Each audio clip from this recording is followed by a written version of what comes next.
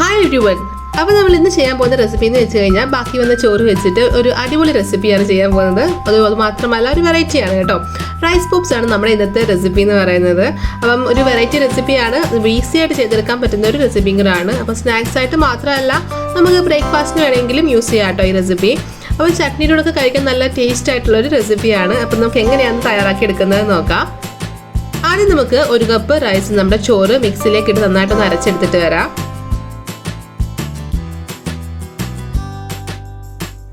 ഇതിലേക്ക് നമുക്ക് ഒരു കപ്പ് അരിപ്പൊടിയും കൂടെ ചേർത്ത് കൊടുക്കുക.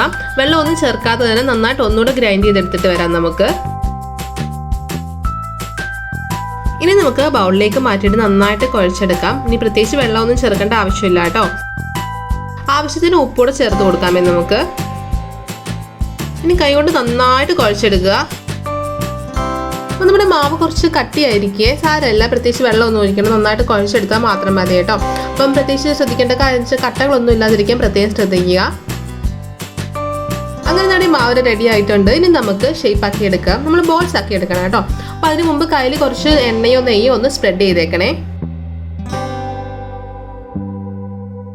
അതുപോലെ തന്നെ ക്രാക്സ് ഒന്നും വരാതിരിക്കാൻ പ്രത്യേകം ശ്രദ്ധിക്കുക. അപ്പോൾ നന്നായിട്ട് പ്രസ് ചെയ്ത് തന്നെ ബോൾ റെഡിയാക്കി എടുക്കുക. നല്ല റൗണ്ട് ഷേപ്പിൽ തന്നെ നല്ല ബോളായിട്ട് എടുക്കാൻ ശ്രദ്ധിക്കണം കേട്ടോ.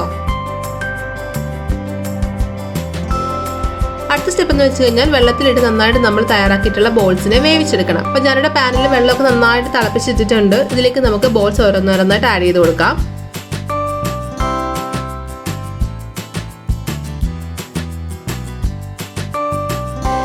അപ്പോൾ നമ്മൾ ബോൾസ് ഒക്കെ ഇടുന്ന സമയത്ത് കുറച്ച് താന്ന് കിടക്കും. വെന്തതിന് ശേഷമാണ് കുറച്ച് പൊങ്ങി ഫ്ലോട്ട് ചെയ്യാൻ തുടങ്ങും കേട്ടോ. അപ്പോൾ ആ സമയമാകുമ്പോൾ നമുക്ക് എല്ലാ ബോൾസും നമ്മുടെ വെള്ളത്തിൽ നിന്ന് കോരി മാറ്റാം. ഒരു 10 മിനിറ്റ് നമുക്കൊന്ന് മാറ്റി വെക്കണം. കാരണം ആ വെള്ളമൊക്കെ ഒന്ന് പോകാനായിട്ട്, ഒന്ന് തുറന്ന് കിട്ടാനായിട്ട് നമുക്കൊരു 10 മിനിറ്റ് ഒന്ന് മാറ്റി വെക്കണേ. അതിനുശേഷം നമുക്കൊരു പാൻ ചൂടാക്കി എടുക്കാം. ഇതിലേക്ക് നമുക്ക് 3 ടേബിൾ സ്പൂൺ ഓയിൽ ചേർത്ത് കൊടുക്കാം. ഇനി അല്പം കടുക് ഇട്ട് നമുക്ക് നന്നായിട്ട് പൊട്ടിക്കാം. അടുത്തത് കറിവേപ്പിലയാണ് കേട്ടോ. കുറച്ച് കറിവേപ്പില ഒന്ന് അരിഞ്ഞിട്ട് നമ്മുടെ എണ്ണയിലേക്ക് ചേർത്ത് കൊടുക്കാം. പിന്നെ പച്ചമുളക് ഇപ്പം നിങ്ങളുടെ ഇഷ്ടത്തിനനുസരിച്ച് എരിവിനനുസരിച്ച് ചേർത്ത് കൊടുക്കാം. അപ്പം ഞാൻ 2-3 പച്ചമുളക് എടുത്ത് നന്നായിട്ടൊന്ന് അരിഞ്ഞ് ചേർക്കുന്നുണ്ട്. എല്ലാം കൂടി നന്നായിട്ടൊന്ന് മിക്സ് ചെയ്തതിന് ശേഷം നമ്മൾ തയ്യാറാക്കിയിട്ടുള്ള നമ്മുടെ പോപ്സ് ഇതിലേക്ക് ആഡ് ചെയ്ത് കൊടുക്കാം. അതിനുശേഷം നന്നായിട്ട് മിക്സ് ചെയ്തെടുക്കുക. ലാസ്റ്റ് ചേർക്കാനുള്ളത് നമ്മുടെ ചില്ലി ഫ്ലേക്സ് ആണ് കേട്ടോ. നമ്മുടെ പച്ചമുളക് ഒന്ന് ക്രഷ് ചെയ്തിട്ട് ആഡ് ചെയ്ത് കൊടുക്കാം നമുക്ക്.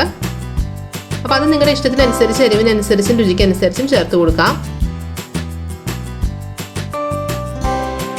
എല്ലാം കൂടെ ഒന്ന് മിക്സ് ചെയ്തെടുത്ത് കഴിഞ്ഞാൽ നമ്മുടെ ടേസ്റ്റി ആയിട്ടുള്ള റൈസ് പോപ്സ് ഇവിടെ റെഡി ആക്കി കിട്ടും നമുക്ക്. അപ്പോൾ എങ്ങനെയുണ്ടായിരുന്നു നമ്മുടെ ഇന്നത്തെ റെസിപ്പി റൈസ് പോപ്സ്? അടിപൊളിയല്ലേ? അപ്പോൾ വളരെ ഈസി ആയിട്ട് ചെയ്തെടുക്കാൻ പറ്റുന്ന റെസിപ്പിയാണ്. ചട്നിയാണ് കേട്ടോ ഇതിൻ്റെ പെർഫെക്റ്റ് കോംബോ എന്ന് പറയുന്നത്. അപ്പോൾ എല്ലാവരും ട്രൈ ചെയ്ത് നോക്കുമെന്ന് പ്രതീക്ഷിക്കുന്നു. ട്രൈ ചെയ്ത് നോക്കിയിട്ട് നിങ്ങളുടെ ഫീഡ്ബാക്സ് ഒക്കെ കമൻറ്റ് ബോക്സിൽ ഇടുക. വീഡിയോ ഇഷ്ടമായി കഴിഞ്ഞാൽ ലൈക്ക് ചെയ്യുക, ഷെയർ ചെയ്യുക. ആദ്യമായിട്ട് വീഡിയോസ് കാണുന്നവരുണ്ടെങ്കിൽ ചാനൽ സബ്സ്ക്രൈബ് ചെയ്യാനും വിട്ടുപോകാതെ കേട്ടോ.